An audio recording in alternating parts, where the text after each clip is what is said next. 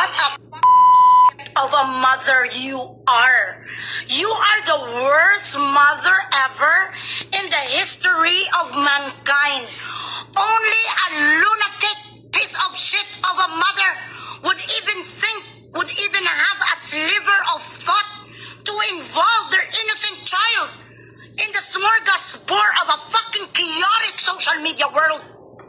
Ang isang nanay na katulad mo, hindi ka lang albat.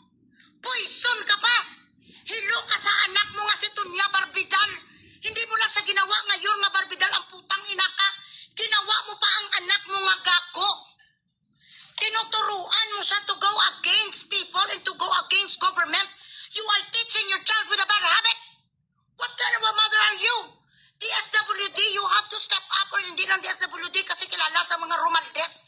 NBI na lang, this is child abuse. That you cannot find somebody to collude with you, to have a script with you, and to have a little bit of a reenactment maybe. You cannot find someone, an actor, a paid actor to be with you, para kayo magdrama-drama. Kinuha mo ang anak mo na walang isip. Didn't anyone tell you nga ang isa ka bata, kung hindi pa nasa teenager, kung hindi pa siya recognized as an adult, hindi pa kumpleto ang kanilang pag-iisip. This is somebody that is so dangerous to children.